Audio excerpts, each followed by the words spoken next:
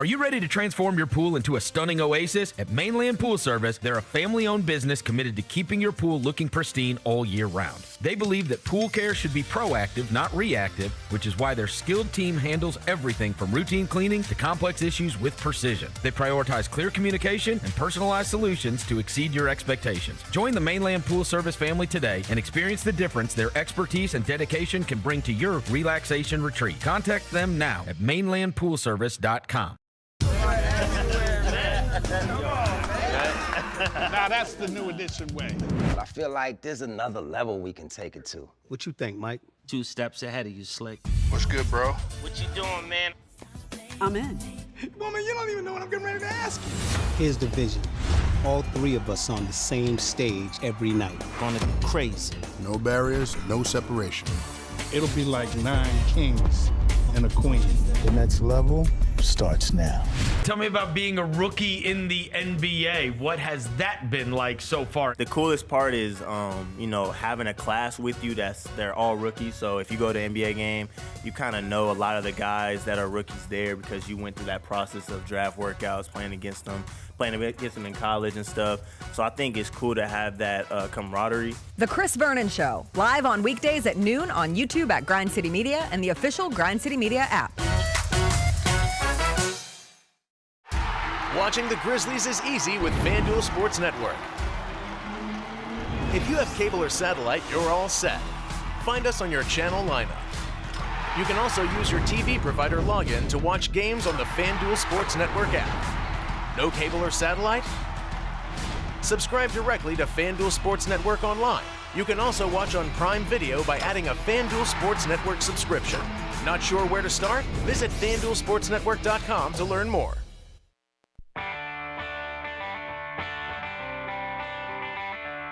Live from the Built Ford Tough studio at FedEx Forum, it's the Gary Parrish Show, presented by Ortho South, on YouTube at Grind City Media and the official Grind City Media app. Now, here's your host, Gary Parrish.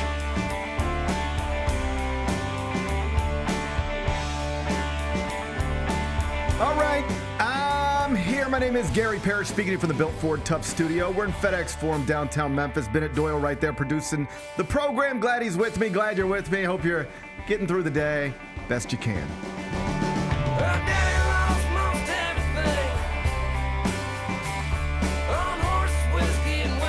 And I sure hope we'd never get to this point. But as I'm sure you know, we've gotten to this point shortly after the Gary Parrish Show ended on Friday.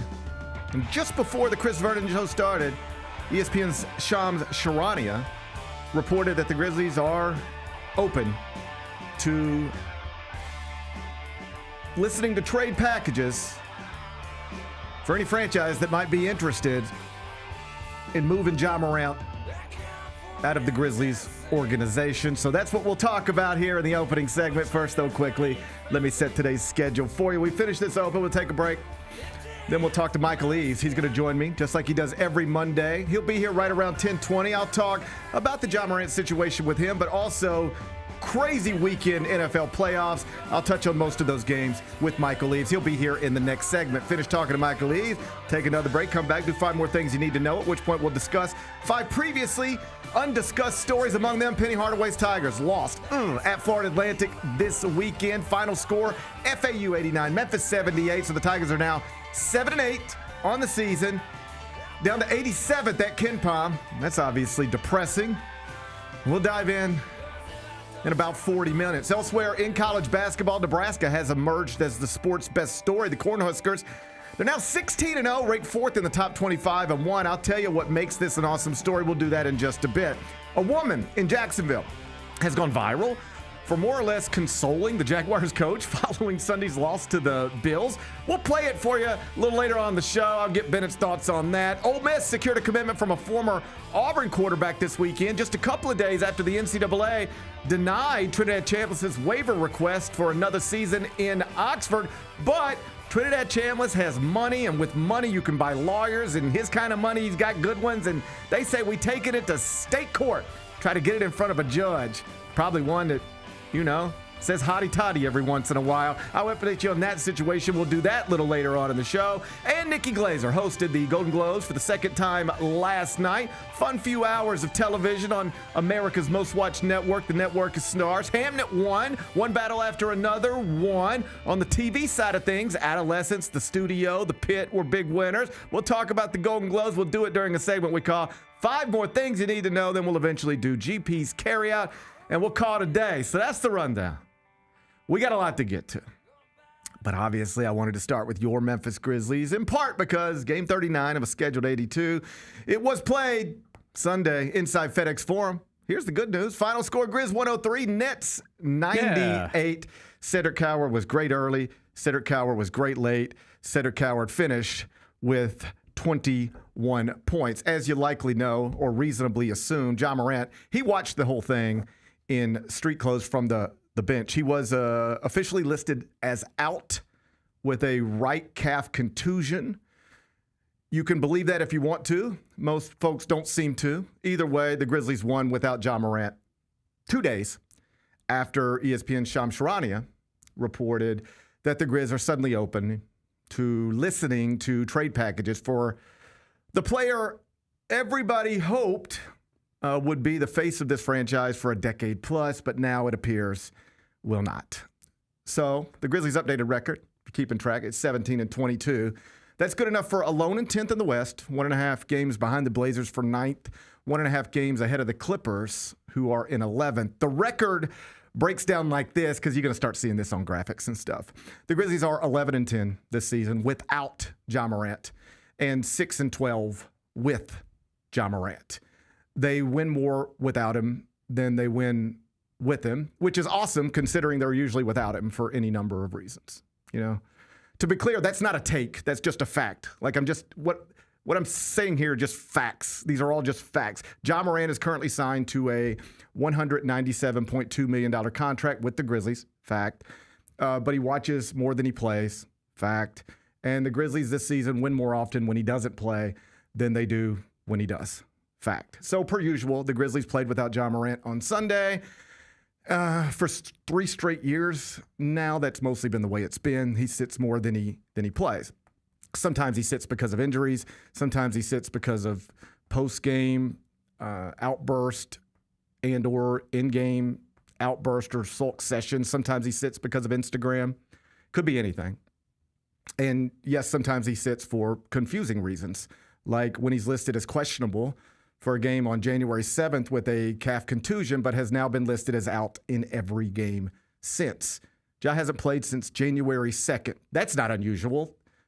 It's not unusual for Ja Morant to not play. I want to be clear, for him to be in street clothes for a basketball game. But what is unusual is for Ja Morant or anybody to be listed as questionable by @Grizzlies PR or any PR on January 7th and then be listed as out for that game and for the subsequent 2 games without any sensible on-the-record explanation for why the status has changed.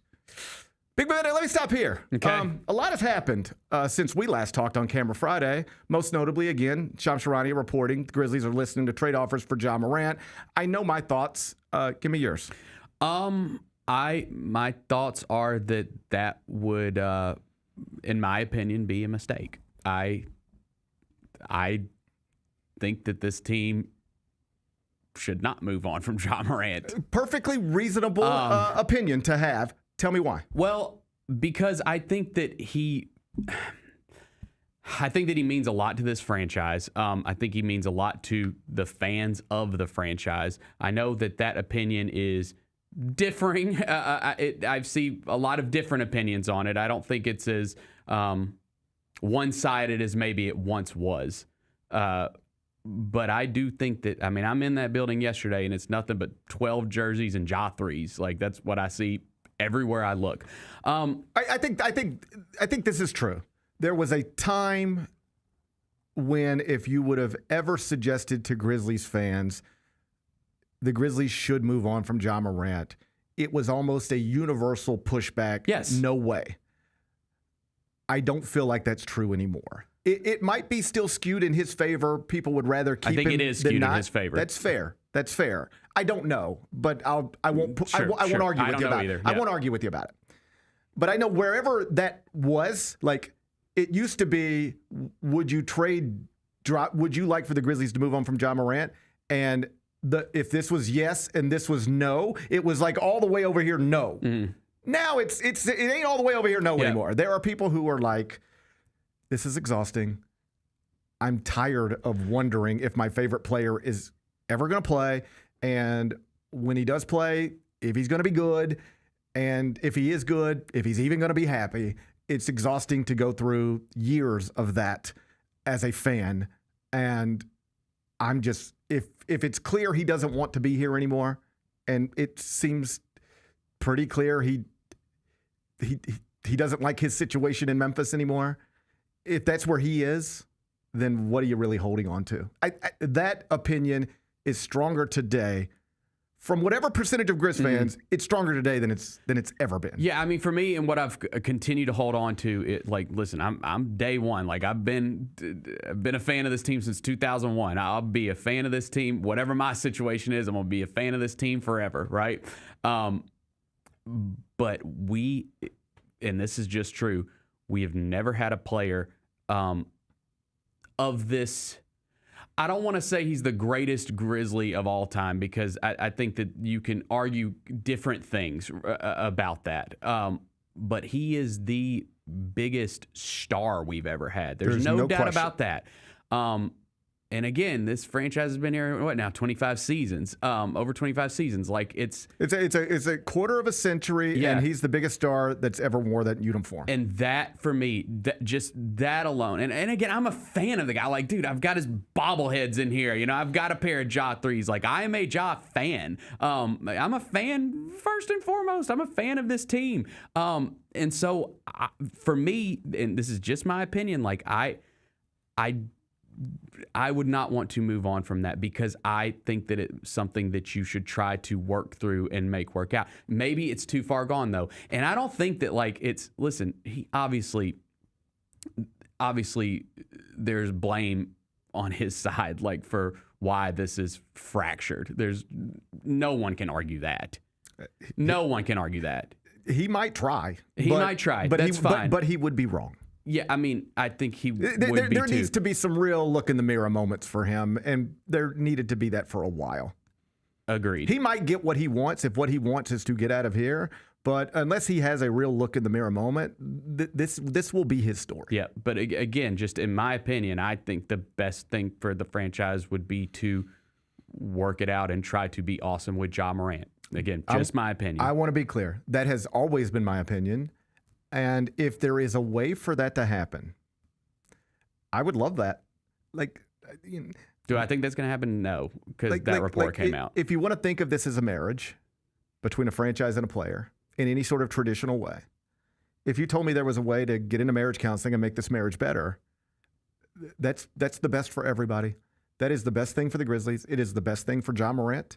It's the best thing for the fans. If we want to continue with the analogy, call the fans the kids. Like, it's the best thing for the kids to have Ja Morant and the Grizzlies franchise happy and successful together. If there's a way to work on this and make it great, I would love that. That would be option A for me. I just don't know that that's realistic.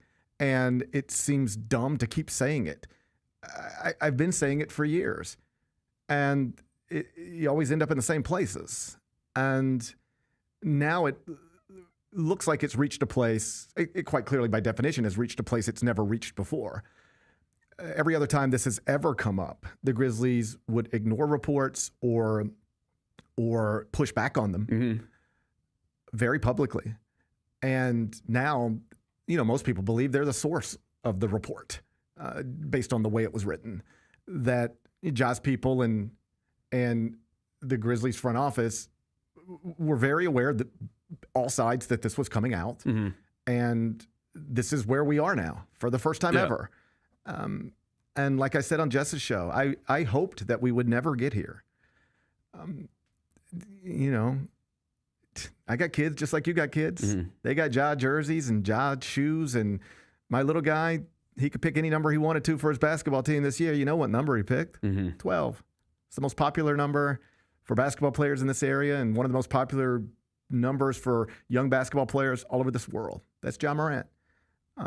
In a perfect world, he'd be the face of this franchise for a decade plus and bring championships and all of that stuff. That's what we dreamed about. And there was a moment in time where it seemed pretty realistic. Like in back-to-back years, ESPN said there's no NBA franchise with a brighter future than the Grizzlies with that guy. Right. That's where we were. And we just haven't been there in a long time. And so I know if this goes down and the trigger is pulled, there is going to be a portion of the fan base that is irate, that believes sort of what you believe, which is you should never give up on this. You should take it to the just never give up on this. But that's not the way sports works. And it doesn't appear that's the way this is going to work, because it becomes counterproductive for the entire enterprise when the most important person connected to it is behaving in this way. It sucks the energy and the enthusiasm and the joy out of everything. I mean, you can still, make a shot and get excited, but like the whole mood around this place has been off for a while. That's just the truth. And I can't argue with that. And it's because there's been years, literally years, of the same questions over and over again. So, you think Ja's going to get healthy? If he gets healthy, you think he's going to stay healthy? Is Ja playing tonight? When's Ja going to play again? When he plays, you think he's going to play well? Is the shooting percentages, is that a problem? Is he happy? You think Ja's happy? You know how many times complete strangers have asked me if another grown man is happy? They just want to know if their favorite basketball player is happy because they see him looking not happy all the time. And what I gather from some fans is just like, just get whatever. Yes, I had high hopes for this. This is all I ever wanted, was for that guy to be the face of everything and take us to great places. But it ain't happening, and he don't want to be here. I don't know if he don't want to be here. I don't know. I don't know. He has a horrible way of showing it. Fair enough. If he wants to be here, there's a million ways to show it and a million ways not to, and he's on the other side of that. All right? For me, I worry about, listen, we're about to play 2 games against a former Grizzly who is having a really awesome season overseas. And trust me, I'm nervous about what that's going to look like. And I do worry about, him, if he does go somewhere else, listen, my fear is we're going to look up and that dude's going to be awesome. He's going to be helping a team win a bunch of games. He might be. And I have no way of proving that. But to continue with the analogy, and then we'll get to Michael Eaves. Yep. If he is awesome somewhere else, that never is going to mean that he was going to be awesome with you. Think about it. I bet you know people like this. You were friends with them. A husband and wife. They were not good together. Man, they are awesome with their next people, right? Mm-hmm. Well, that's cool, but they wasn't going to work together. They just wasn't going to work. And it feels like on some level we might have gotten to a point where it's just not going to work. Like the idea of Ja Morant in a Grizzlies uniform is my favorite idea. It's not a real thing. Like, what are you really losing? If this is over, what are you really losing? Somebody who for 3 years now has missed more games than they've played, has never won anything of significance for this franchise, and who seems to sulk and pout a lot and suck the energy out of the place. I don't know that the franchise will be better off without Ja Morant if the franchise ends up without Ja Morant, but I do think a weight will be lifted off of this thing. We'll be able to come in here and fans will be able to get together and be like, at least I know who's playing and where this is going, and I'm not worried about mood swings and Instagram posts. There will be a weight lifted off of it if we do get there. But it's not going to matter if we don't win. You ain't been winning in a while anyway. Fair enough. You ain't been winning in a while anyway. I don't know if you've noticed. You ain't been winning in a while anyway. Like, the idea of Ja Morant is awesome. The reality of Ja Morant has been rough for a while.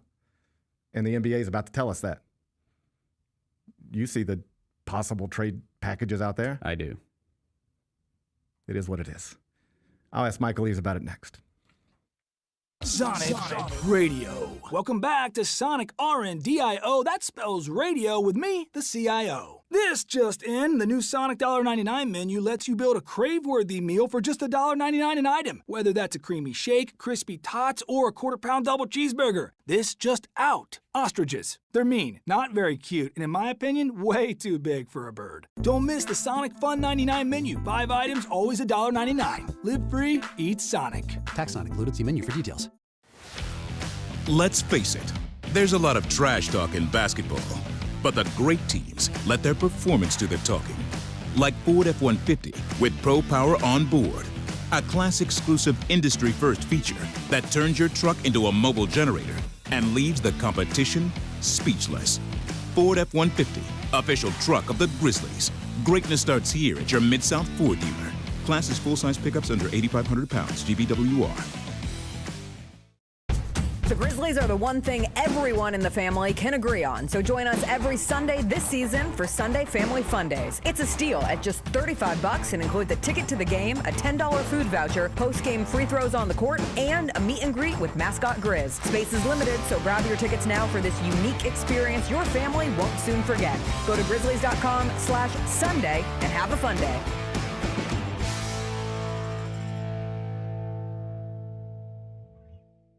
How would you describe your rookie season so far? Growth. The best way to grow is to be thrown in the fire, and I think coaches and all of my coaches have done a good job with that, because I remember having a conversation with him. He was like, the fastest way and the best way you're going to learn is if I throw you in the deep end and you try to keep your head above water. Tune in to the Jessica Benson Show with CJ Hurt, live every weekday at 8 a.m. on YouTube at Grind City Media and the official Grind City Media app. Kroger shoppers and Grizz fans. Want exclusive last-minute discounted ticket deals texted straight to you? Sign up with the new Kroger Buzzer Beater deal. Fans can sign up by texting Grizz to 636-479 or visit your local Kroger store in the Delta Division and scan the QR code. By signing up, you agree to receive recurring automated promotional and personalized marketing text messages from the Memphis Grizzlies. Consent is not a condition of any purchase. Message frequency varies. Message and data rates may apply.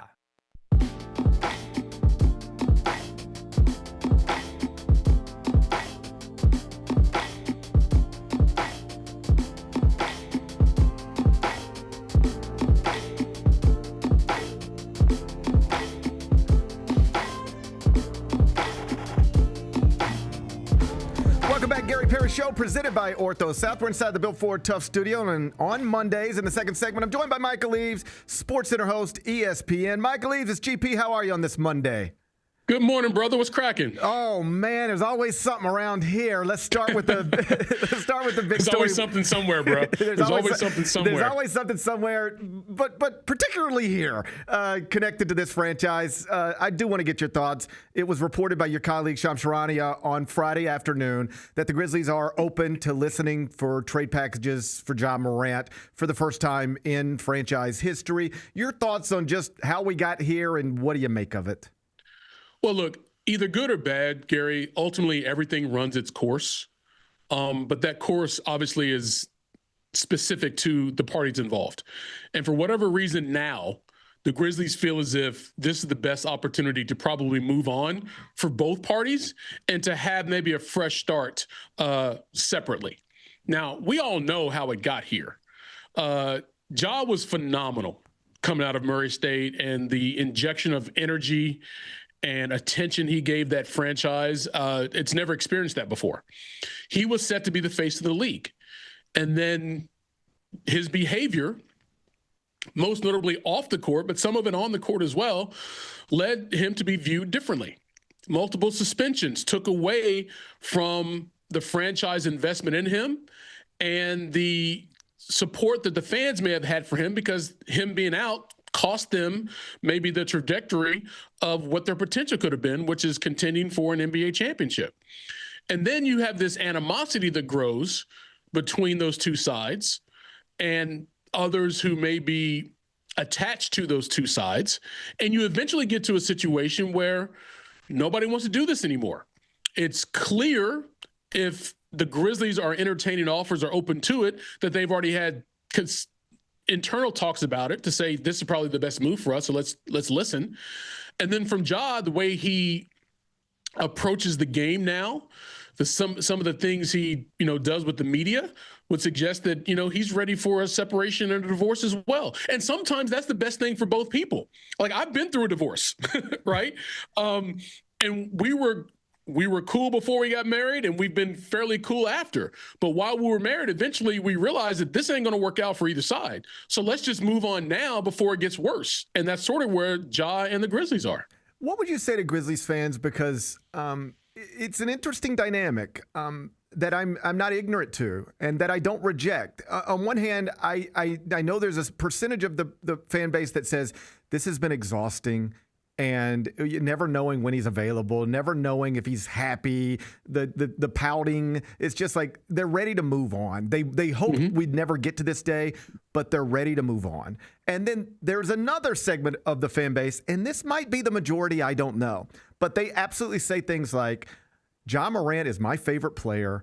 He's not without his flaws, but unless he stands up on SportsCenter and yells, "Get me out of Memphis now," you don't move on from him. You keep trying to make it work. How do you balance those things?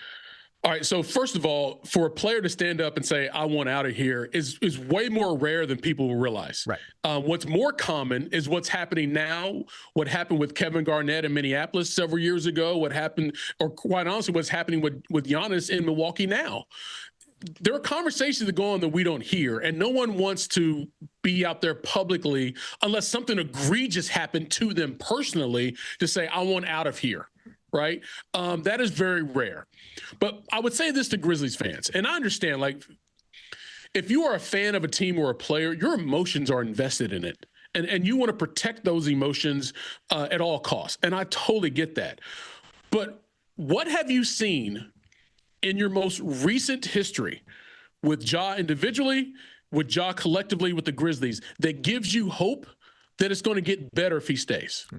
If you can come up with something tangible to say, well, if this happens, then we're going to be great, then all right, sure, then you can listen to that argument. But if you're just hoping that it gets better, and behind that hope you saying that it will get better without any viable proof of that happening, then it's totally a pipe dream.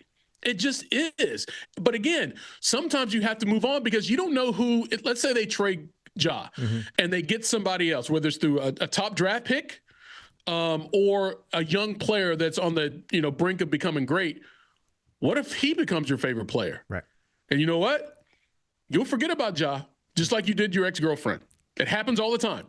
It happens in that moment. It can be hard, but history says we're pretty quick to move on. Let's move on to the NFL. Saturday night in primetime. Caleb Williams, that is an all-time moment. The fourth down throw, the Bears win it, advance in the playoffs. That felt like a moment the whole country was watching, and unless you were on the wrong side of it, you were celebrating it. That felt like an important moment in Bears franchise history and in that young man's career, because there's been a lot of wild conversations connected to him since he entered the NFL. But what he is right now is one of the most exciting and best quarterbacks in the world. Everything you said is spot on. And the thing about Caleb coming out of USC was just how good his arm talent was.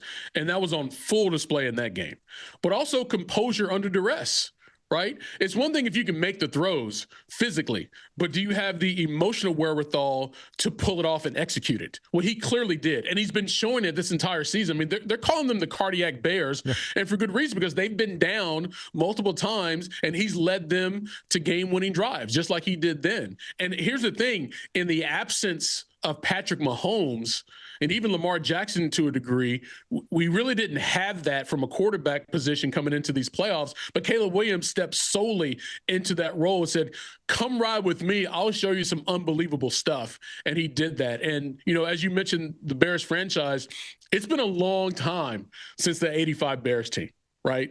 And the fans there in Chicago have been wanting to get back to that feeling of hope and belief that this team can literally challenge for a Super Bowl championship. And they're starting to feel that again. It may not happen this year. I mean, I wouldn't put money on them to go to the Super Bowl, but going into next year, there's no way you won't say they're the overwhelming favorite to win that division and maybe be a 1 or 2 seed next year. It's wild how quickly things can go the wrong direction, I guess, in any sports league, but the Eagles Super Bowl champs to eliminated first round of the playoffs. They lose 23-19 at home to the 49ers.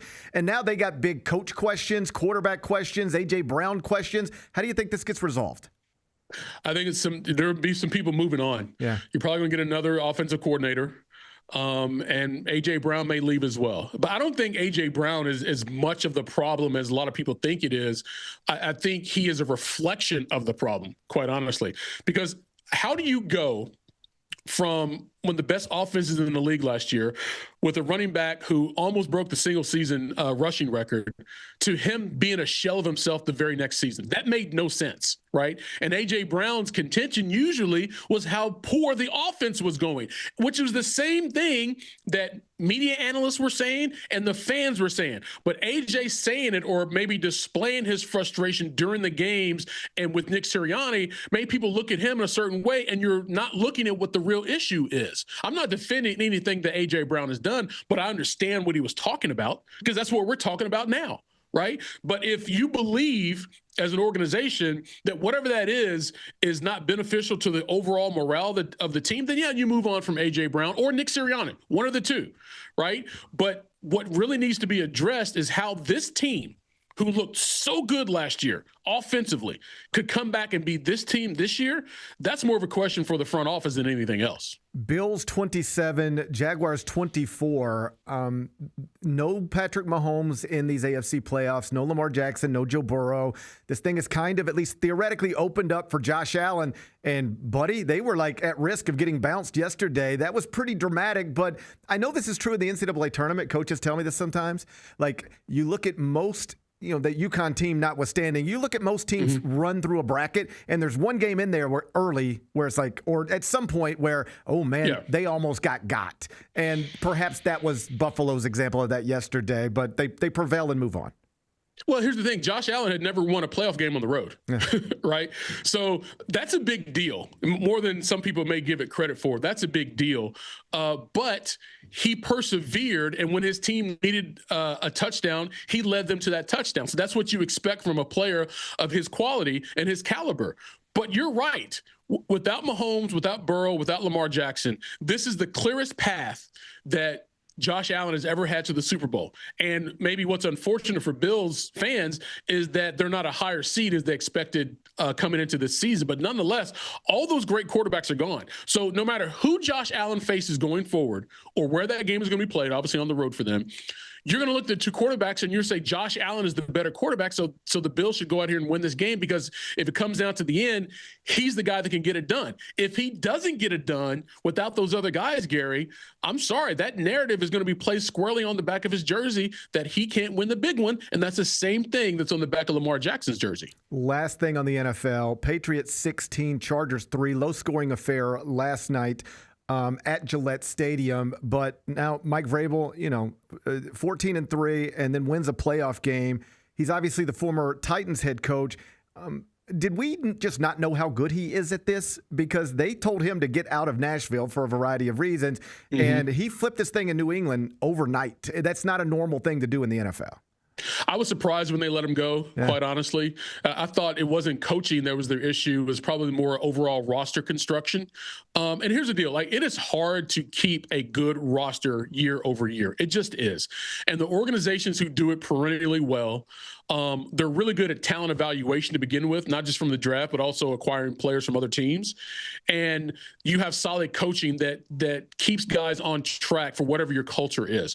Vrabel is that guy from a coaching standpoint, but I thought their roster fell off.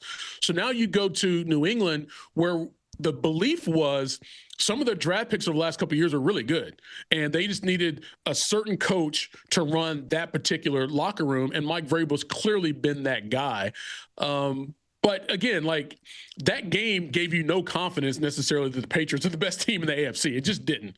But that doesn't mean they can't win it the way they played all season. But you have Drake May, who's going through this, for the first time with this type of expectation that, hey, we're the best team out here. We're supposed to go out and win all these games. He's the right guy, I think, for this situation is Mike Vrabel. And if you're Tennessee, you're probably like, maybe what could have been. Last thing before I get you out of here, the College Football National Championship game is set. It's going to be a week from today down at Hard Rock, Indiana and Miami. You and I have talked about Indiana, Kurt Cignetti, that whole story multiple times. Let's focus on Miami. For folks who are too young to remember the 80s and 90s, the national championships, if you could, help them understand how cool it is to see the University of Miami, the U, a place that they made documentaries about, back on this stage, one win away from a national championship. They were a cultural phenomenon. Yeah. They were public enemy and NWA taking over the established college football stratosphere is what they were.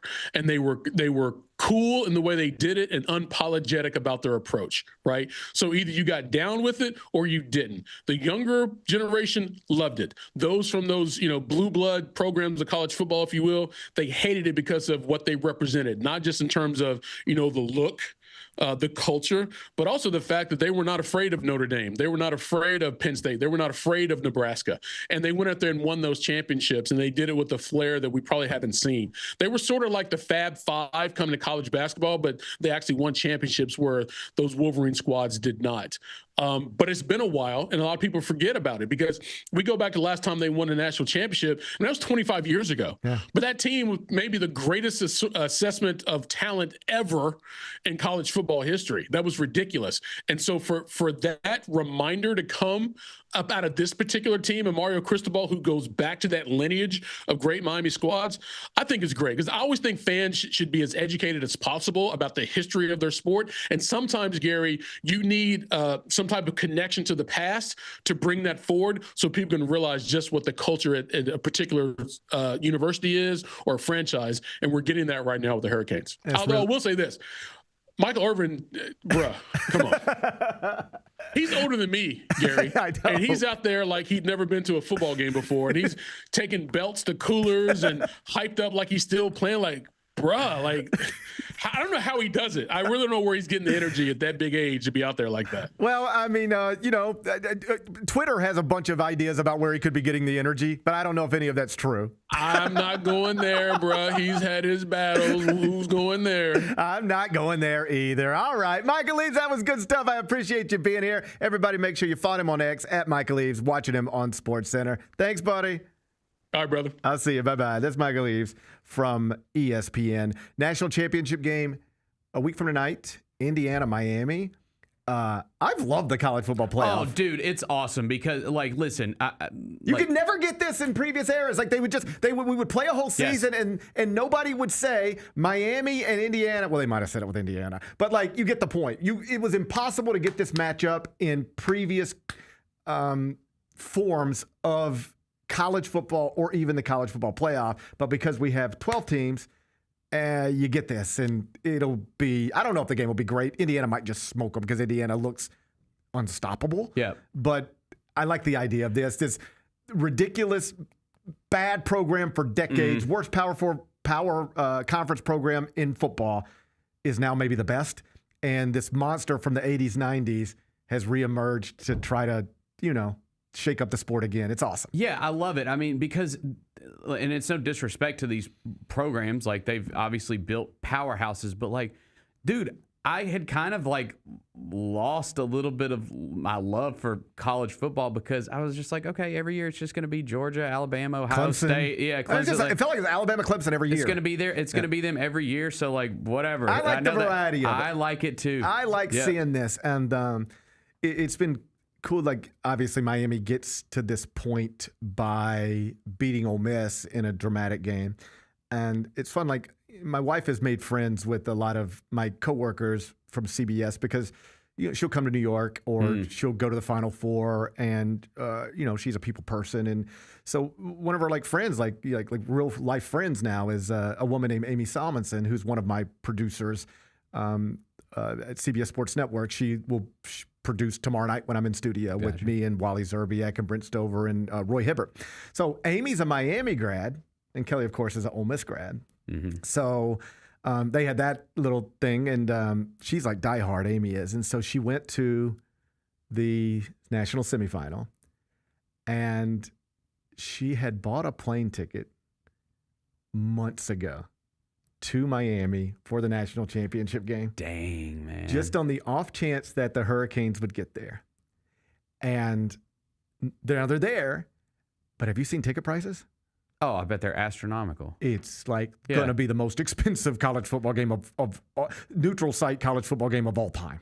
Yeah, because and maybe the most expensive college. I mean, it's all the Miami fans are there. They're there. Yeah, and for Indiana fans, it's like a once in a lifetime. We have to go. You have to go. Yep. Like different levels, but just like when Memphis goes to the New Orleans Bowl for the first time they go to a bowl game for the first time ever. It's like there was a whole bunch of Memphis fans who just felt like, we've always dreamed of this, and now it's here. We have to go. Obviously, playing in the New Orleans Bowl ain't the same thing as playing for the national championship, but that same sentiment of we have to go. Like if you care about Indiana, you have to go. And did you know this? I did not know this. There is no university in this country that has a larger living alumni base than the University of Indiana. That is surprising. I just didn't. I would have thought Texas or something like that. Yeah, that is surprising to me. So there are 1 billion Indiana alums in this country, and they are all trying to go to this game because it is a lifelong dream that seemed unimaginable. But now they're here. Meantime, the other team is the University of Miami. This is their home stadium. So you've got the largest alumni fan base in the country, all wanting to see this thing they couldn't even imagine. And then you got a home team. Yeah. That's how you end up paying $4,000 just to get to the door. So now Amy's in this place. I hope she wouldn't mind me talking through this. I don't think she would. But she's like, am I really going to spend $6,000 on a ticket? And it's one of those things where the first question is, can you do it, right? Can you even do that? Most people can't. So the first question is, can you do it? And with her, it's like, yeah, you can do it. You can do it. But that's a lot of money. And I think where she settled was, you will not regret going. Your bank account will look different, and maybe you don't take the summer trip to Europe that you were planning on taking if you're trying to make up for it somewhere, but you will not regret going. That'll be a thing you remember, talk about, perhaps celebrate forever. But you know what you will regret? Once you've already bought the plane ticket and you've already got your emotions are all lifted up, you will regret not going. You won't regret going, but you will regret not going. So up to you. But I can tell you, if I'm texting you next Monday night and you're not in Miami at that game, you will have FOMO like crazy. And if they happen to win the national championship, you will hate that you weren't there. So you probably should go. Yeah. I think she's going. I think she's going. Good stuff. But my God, how are you going to slow down Indiana? They're awesome. No, they're amazing. Yeah. I mean, they just ran over Oregon. Yeah, they did. And I think I saw this is starting to get some talk. Like Curt Cignetti signed this contract extension with Indiana, and it's like crazy expensive, and like he already qualifies. He already qualifies for.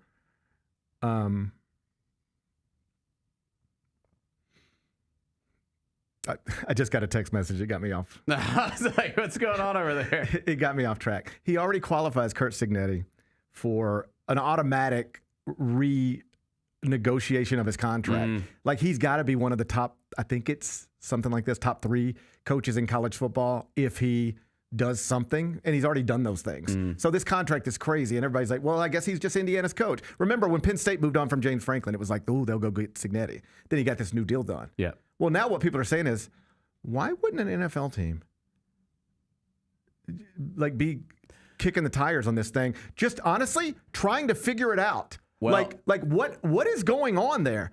Here's this guy who has just been a Division II mid-major coach his whole life. All right. I mean, outside of being a power conference assistant, but he was at the head coach level. It's just mid-major stuff and Division II stuff, and then he takes what could reasonably be called the worst power conference football job in the sport. And in year 1, he flipped it into something notable and was named National Coach of the Year. And in year 2, he's got the number 1 team. He's the National Coach of the Year. They're the favorite by a touchdown in the championship game. He's got the Heisman Trophy winner.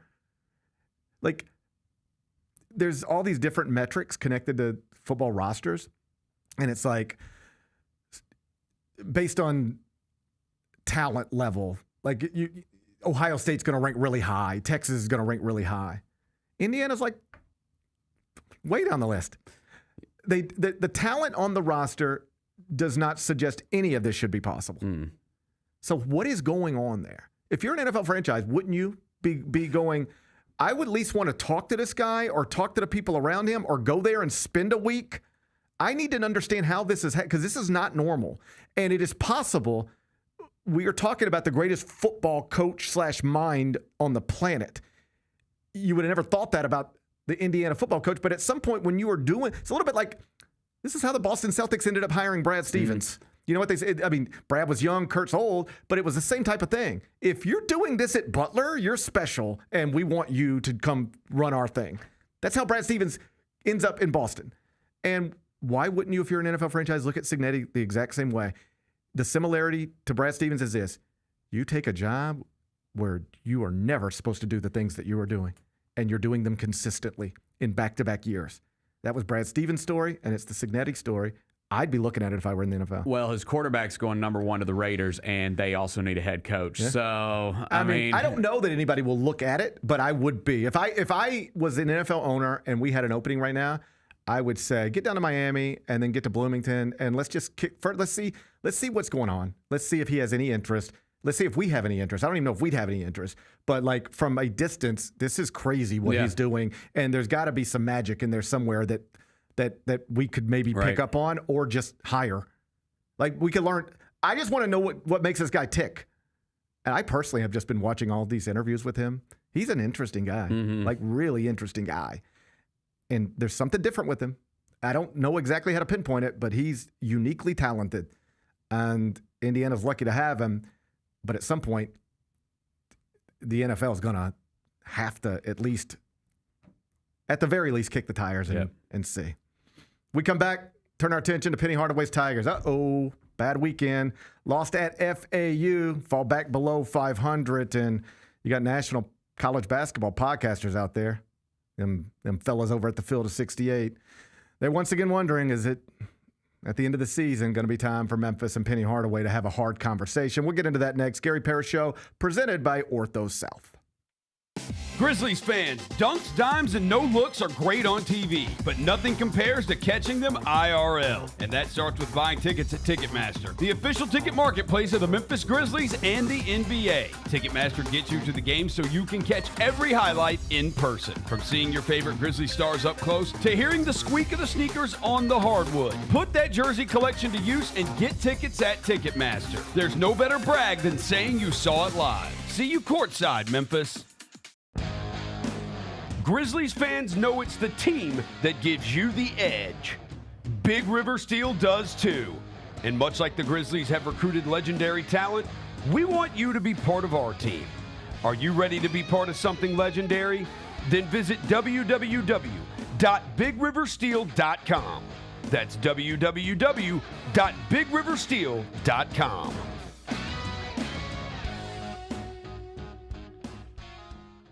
Grizz Nation, Friday nights just got a whole lot better. Introducing Buckets and Brews, the ultimate way to tip off your weekend. Every Friday this season, grab a terrace-level ticket to the Grizz game and 2 12-ounce Miller Lights for just $55. Get great seats, cold brews, and Grizzlies basketball. It's everything you need to start your weekend off right. So get the deal that's too cold to hold. Go to grizzlies.com/Friday to lock in your tickets today.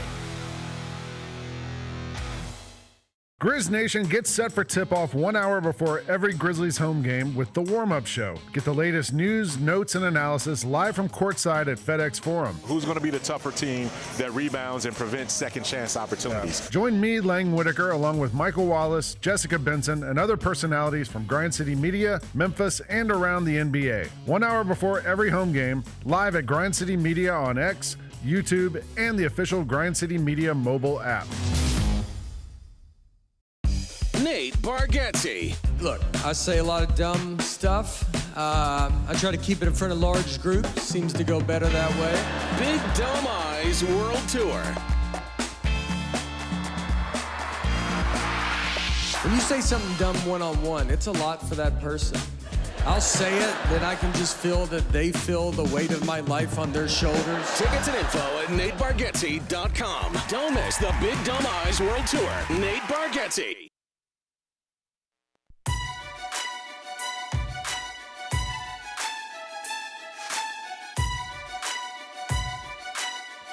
Orthopedic injuries can be unpredictable, unforeseen, and unscheduled, and Ortho South understands this better than anyone. Since your injuries don't make appointments, you don't need to either. And that's because Ortho South welcomes walk-ins during the weekdays, in the evenings, and even on Saturdays. So next time an unforeseen injury makes an unscheduled appearance in your life, visit orthosouth.org to find your nearest urgent care location. Just walk in, and Ortho South will take care of everything, especially you. Learn more at orthosouth.org. That's orthosouth at orthosouth.org. Now I got 5 more things you need to know. Number 1. Final score, FAU 89, Memphis 78. The Tigers went down to Boca Raton and lost to some Owls. They're now 7-8 on the season, 2-1 in the American, in the 80s at KenPom, and woo, things have been better, Bennett. Things have been better. How you feeling about your alma mater? Well, I think that, I fought you on the at-large hopes of the Memphis Tigers. I said, don't say it's over. Don't say it's completely over. It's over after that yesterday. Come on over here and join me where I've been for a little while. The at-large hopes are over. Out the window after that loss. Good luck winning the conference. I mean, you still can, obviously, because somebody has to win it. There aren't any good teams in the leagues. So, somebody's got to win it. Yeah. But they're not the obvious favorite to win it anymore. I don't think they're the obvious favorite to win it anymore either. They're inconsistent. Yesterday, listen, I'm here doing the Grizzlies game, so I've got it pulled up on my phone, and just when they were down big at halftime, I was just like, well, man, I don't really know what to say anymore. I just don't think this is a very good at best, they're an inconsistent basketball team. That's what they are. And so, barring a surprise, they will remain that. And they will, win some games, lose some games, be a 1, 2, 3, 4, whatever seed in the American tournament, and then they'll play that. And if they're the last one standing, they'll get an auto bid to the NCAA tournament. If they're not, they won't.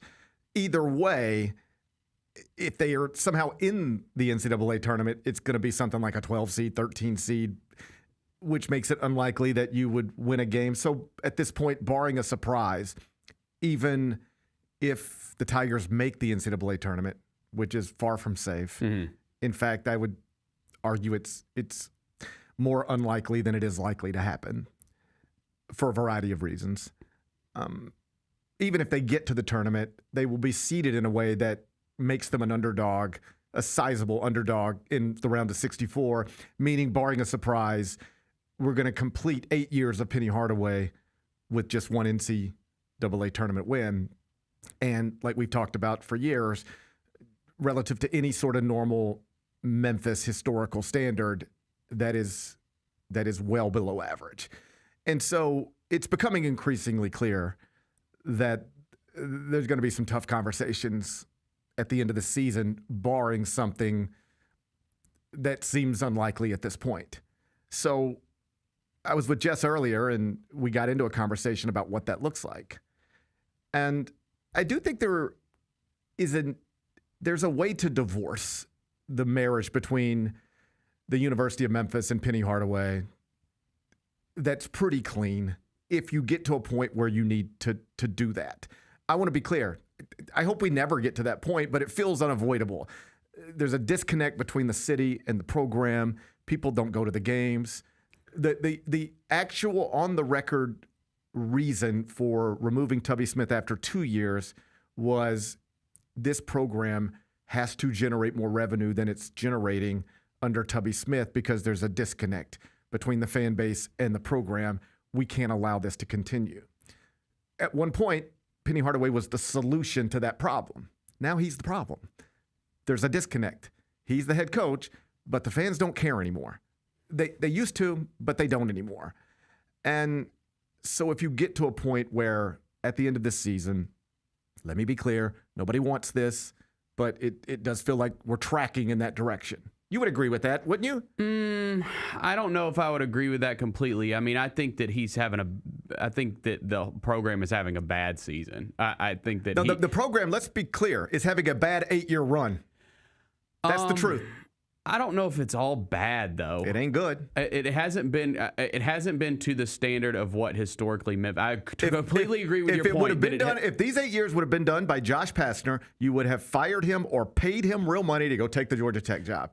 That's the truth. But Penny Hardaway's not Josh Pastner. I agree completely, and that's why I have no criticism whatsoever for them hanging on to this thing and trying to make it right. If he were a different person, here's the truth: it would probably been done a couple years ago. Mm-hmm. But they held on because it's Penny Hardaway. And then last season was great. And that was awesome. And you were hoping that was going to be the beginning of now Memphis basketball is back. But then you lose P.J. Haggerty in the transfer portal. Dane Danger can't get a waiver. You lose your entire roster. You have to start from scratch. You don't rebuild it very well. And now here we are. And I mean, I saw people on social media yesterday who I know bleed blue, man.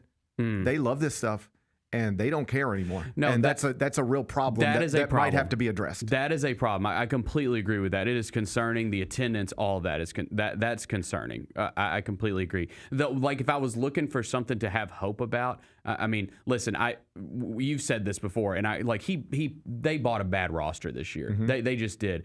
I know that, and he said that they were holding out, hoping for Dane Danger and PJ Haggerty. It didn't work out, so that messed things up, according to Penny.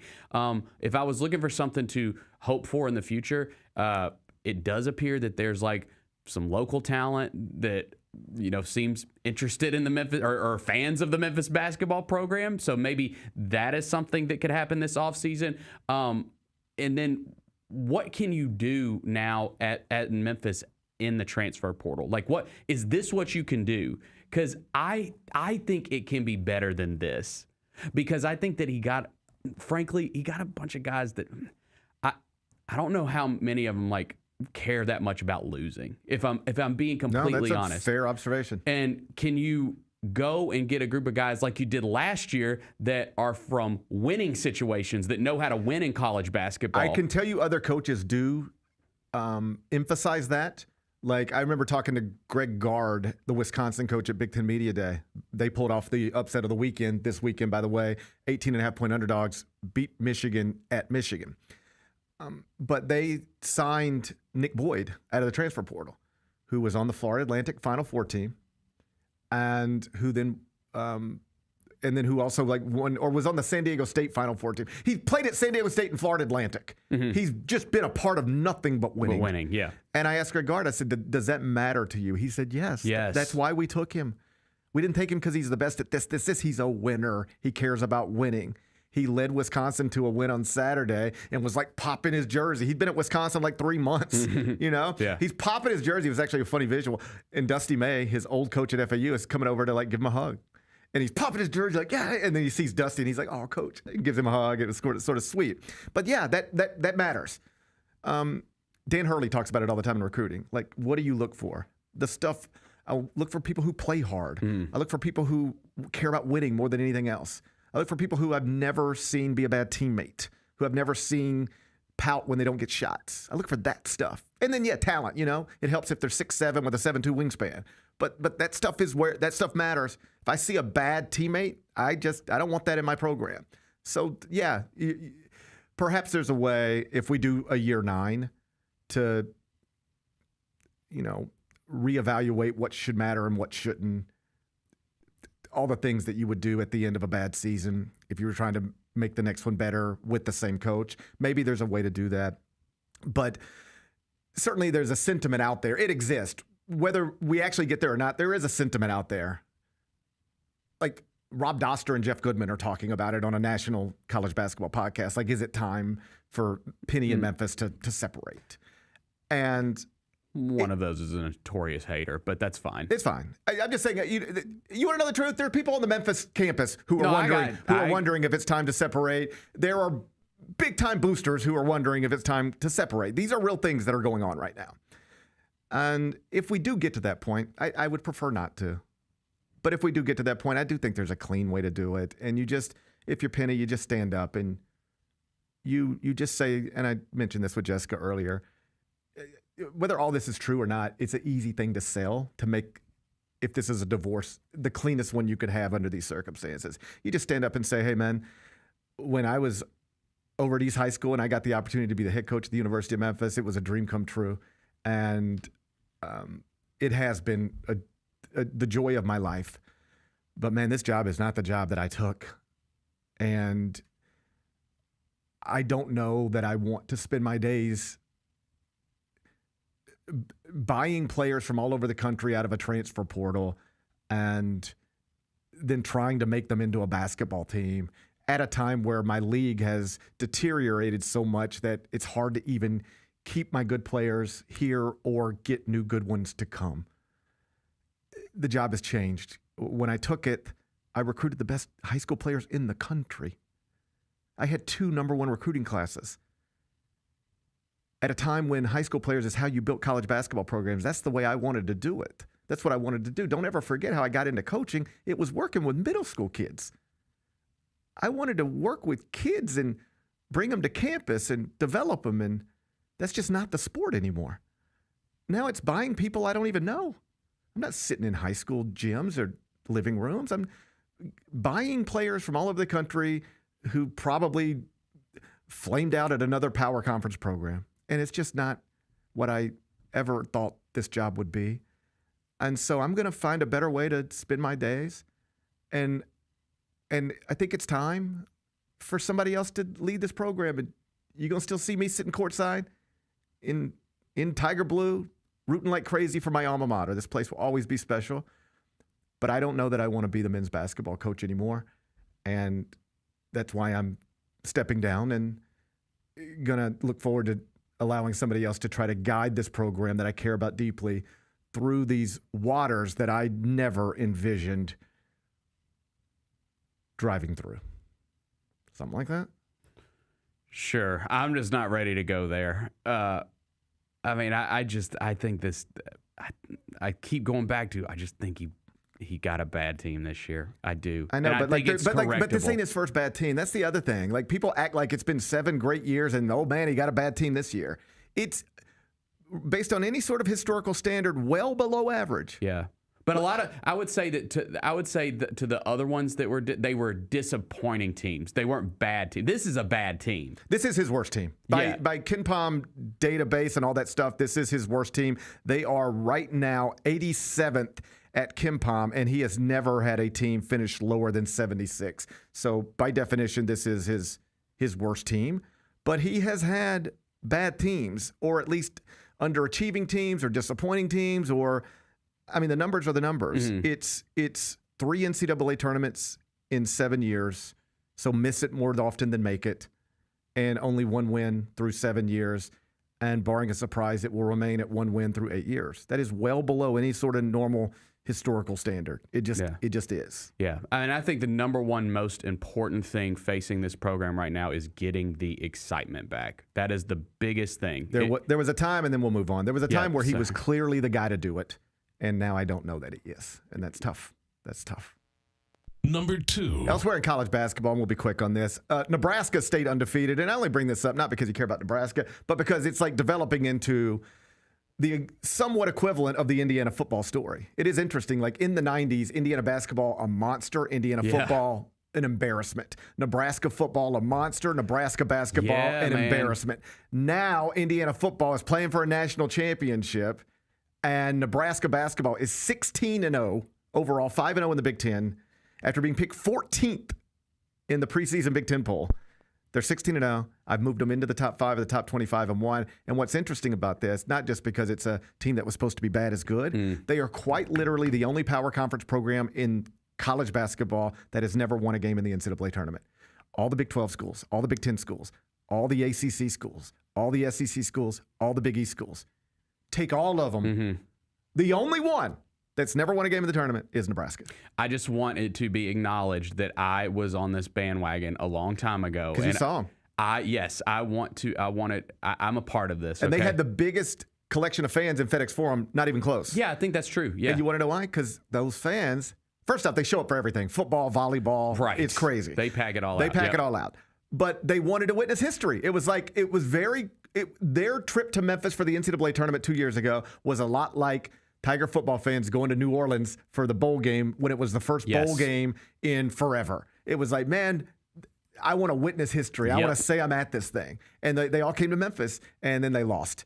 And so they're still in search of that first NCAA tournament win in program history. But, like, now they're almost certainly going to get it. You want to know why? They're going to get a good seed. They're going to be a 2 seed or a 3 seed. I mean, who knows where it goes from here? But if the bracket came out today, they would either be a 2 or a 3 seed. And when you're a 2 or 3 seed, I guess unless you run into Jack Golke or St. Peter's, you're set up to win a game in the NCAA tournament. Absolutely. At least. So incredible season at Nebraska. Congratulations to them. Number 3. You see this Jacksonville reporter go viral yesterday? I did. Okay, so post-game press conference, the Jaguars lose a playoff game, and the head coach is up there taking questions, and what sounds like a woman decides to, it's her turn to get the microphone and speak. And so, Kyra, if you got it, let's listen to this Jacksonville reporter after the Jaguars lost down in Jacksonville yesterday. I want to tell you, congratulations on your success, young man. Thank you. You hold your head up, all right? You guys have had a most magnificent season. Thank you. And you did a great job out there today. Appreciate so you just hold your head up, okay? Thank and you, ladies ma'am. and gentlemen, Duval, you the one, all Thank right? you, ma'am. keep it going. We got another season, okay? I appreciate Take it. care and much continued success to you and the entire team. Thank you, ma'am. Okay, so that's a press conference. She didn't ask a question, so some Big J journalists are real fired up about that. I did see that, yep. What'd you make of what you saw there? It's obviously sweet, but also probably wrong place, wrong time. What'd you make of what you saw? I don't know who she is. I haven't seen anybody say who she is yet, but I'm assuming that she's a local journalist. I would assume that. Yeah. And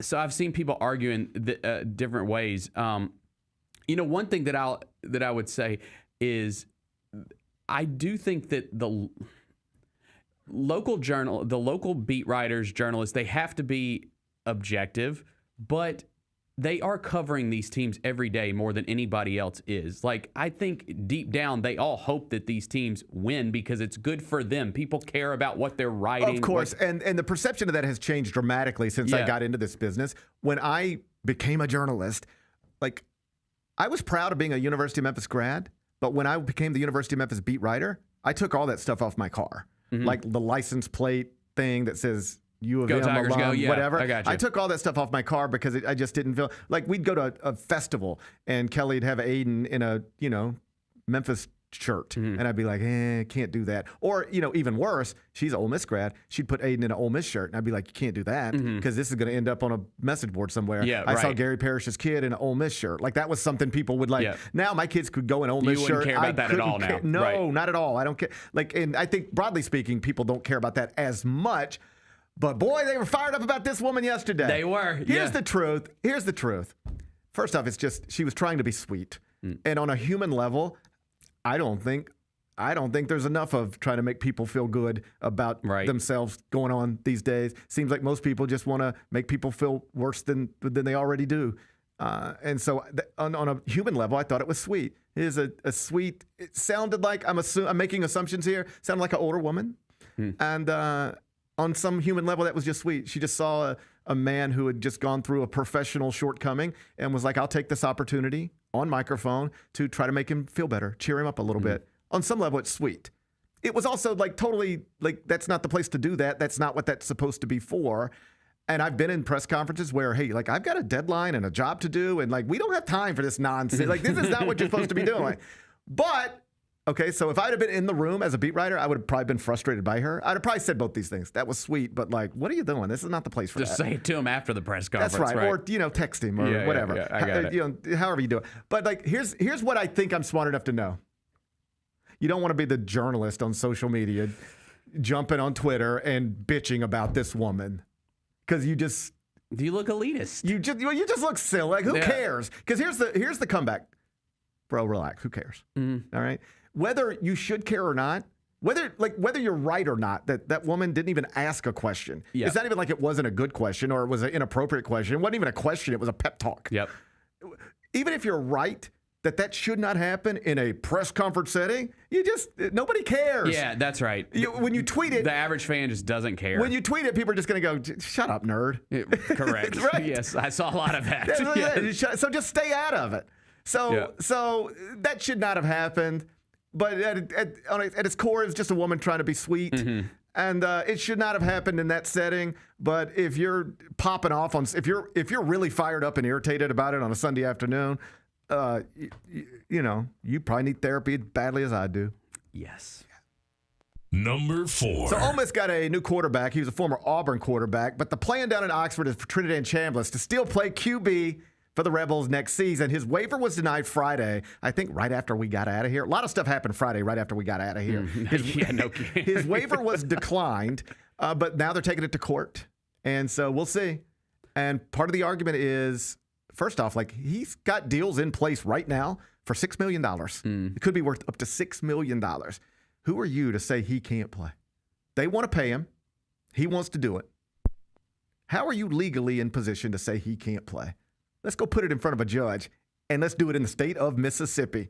Oh, I bet they're going to end up in front of a judge who's probably got Colonel Reb in his house somewhere. Yep. So we'll. I understand the NCAA's argument, but will it hold up in court? I don't know that.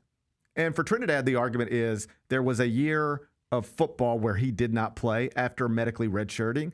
And they're saying that he was incapable of playing because of some issue. Okay. And the NCAA is like, cool, prove it. Just show us all the documents from that year that say, man, he can't play because of these issues. And according to the NCAA, at least, the documents that were submitted, they weren't good enough to support the case. Now, his lawyers say, yes, they are. We'll put it in front of a judge.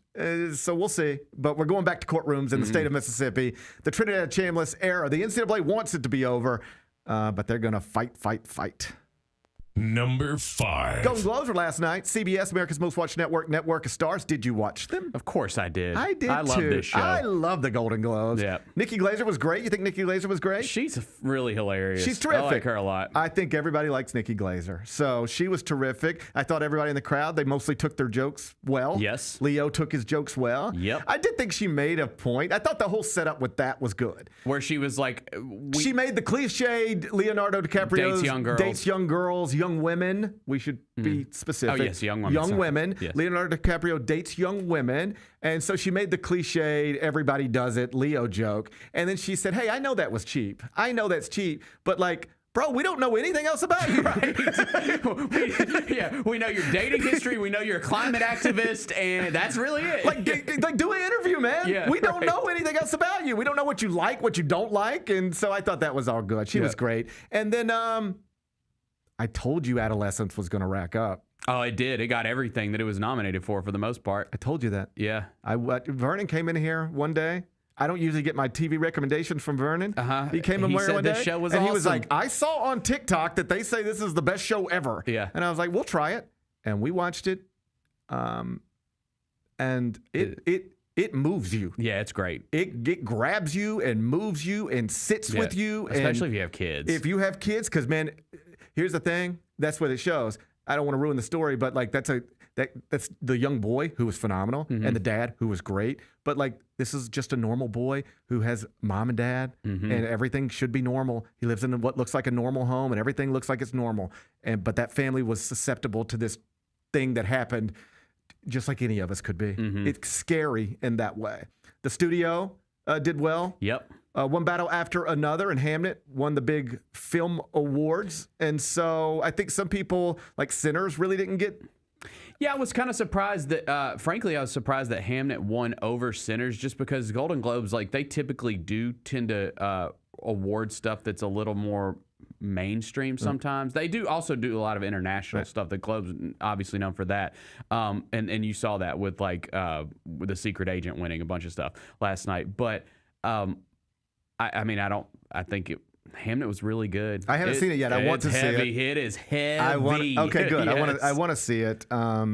So, broadly speaking, just a good night of television. Timothée Chalamet wins a Best Actor award, and He's going to do it. I think he's going to about to have a big award season. Well, good for him because he cares. Yeah. He wants these things. Oh, yeah. And he doesn't shy away from it. He's not like too cool for it. Like, I don't care. It's just I just do the job and then I move on. He's like, no, I do the job and I care about the job and I want to promote it like crazy and I want all the awards because I work so hard. I saw that movie the other day, by the way. And you loved it. Marty Supreme was so good. I liked it too. Oh, my God. It was so good. And he was great.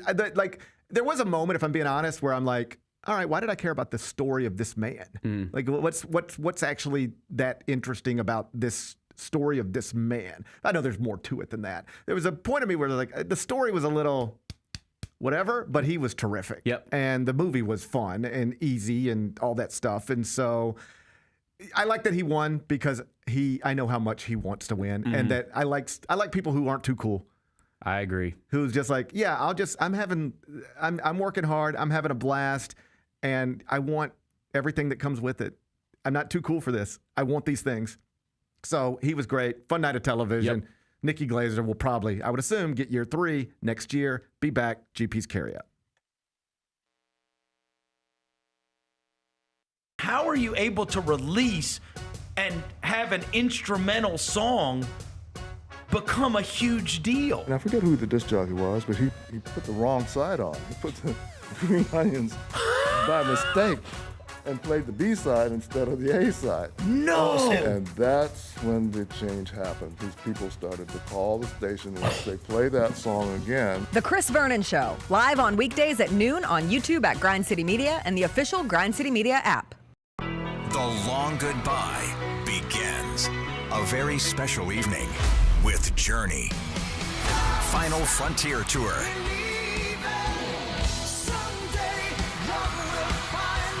Journey. Tickets are on sale now at journeymusic.com. Your chance to say goodbye to the songs that changed our lives. Journey. Final Frontier Tour. Thanks for showing up, Memphis. Nothing beats catching your Grizzlies IRL, and nobody knows that better than you. So next time you want to hit up a game, Ticketmaster's got your back with tickets to every upcoming matchup. Whether you're catching the Grizzlies at home or on the road, you'll find tickets at Ticketmaster, the official ticket marketplace of the Memphis Grizzlies and the NBA. Keep putting that jersey collection to use and get Grizzlies tickets today. There's no better brag than saying you saw it live. See you courtside again soon, Memphis. Own the 2025-26 Grizzlies season with the 10-game Flex Pack, the ultimate way to catch all the action on your terms. Choose your favorite matchups from intense rivalries to weekend thrillers and customize your pack to fit your schedule. With 10 games to pick, you'll never miss the moments that matter most. Visit Grizzlies.com/packs today to build your perfect ticket pack and cheer on the Grizzlies your way. It's your team, your season, and your schedule. So don't miss out. The only thing better than Saturday Night Hoops is when it comes with an exclusive Grizz hoodie. Every Saturday this season, $60 gets you a Grizzlies ticket and a limited edition Grizzlies hoodie. 4 different hoodie designs dropping across 4 Saturday games. Not sold anywhere else. Don't miss your shot to collect all 4 designs. Grab your tickets and gear up now at grizzlies.com/Saturday.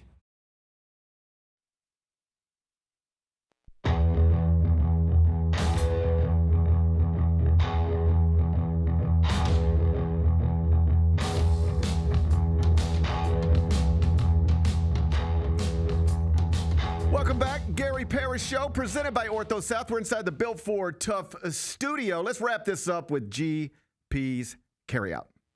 It's time for GP's Carryout. One final segment filled with stuff to take with you.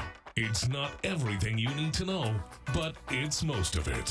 What did we miss today? So the AP poll in men's college basketball will update soon, and barring a surprise, Arizona will remain number 1. Iowa State should move up to number 2. There are now only 5 undefeated teams left in the sport. That's actually a big number for January 12th. But there were 6 when we started the weekend. Like I mentioned, Wisconsin upset Michigan. So Michigan's now got a 1 in the loss column. Your undefeated teams are Arizona, Iowa State, Vanderbilt, Nebraska, and Miami, Ohio. the first four are ranked the four undefeated power conference teams. I have them 1, 2, 3, 4 in the top 25 and 1. But I went and looked, like, if the question is which one will be the last to lose, I went over to KenPom and, like, multiple teams. Arizona is favored to win every game going forward. Miami, Ohio, favored to win every game going forward. But I just went and looked, when do you have, according to KenPom, a less than, say, 65% chance to lose your next game? And if you draw the line there and start going through the schedules, it suggests that Vanderbilt really might be the last undefeated team because they're top 5 at KenPom. And the rest of the SEC, there's like a lot of good teams in that league, but perhaps no great ones.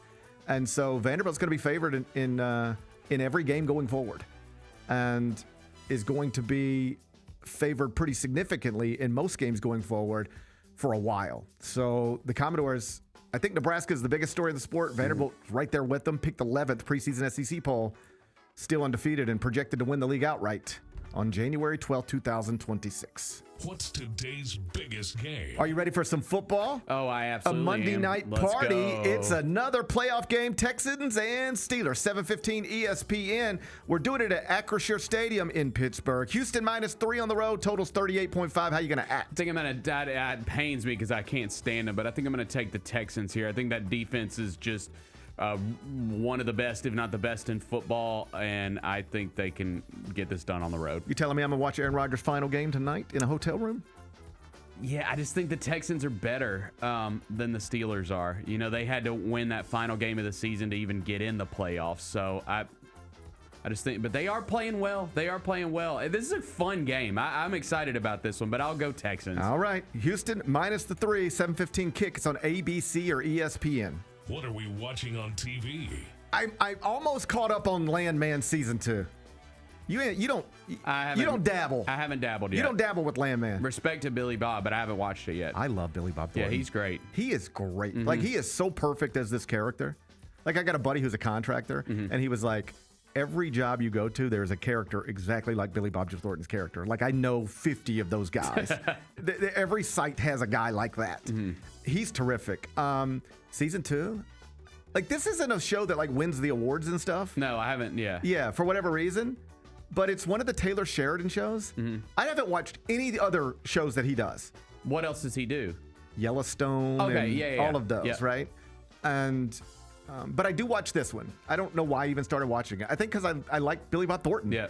And Demi Moore's in it, and John Hamm was in the first season, and Michelle Randolph is in it, Allie Larder. Like, I knew the people. And I was like, oh, you know, Billy Bob Thornton, and it's on Paramount Plus. I'll support my company. Yep. And it doesn't win awards, so it ain't that kind of show. But it's such an easy watch. It's funny. It's good. Okay. I need to dive in. Like, it has funny parts, but it's like a drama, but it's funny. There's some heart to it. I enjoy it. I enjoy Landman season 2. So 9 episodes are out already. They've been dropping a new one every Sunday. So the season 2 finale is next Sunday. All right.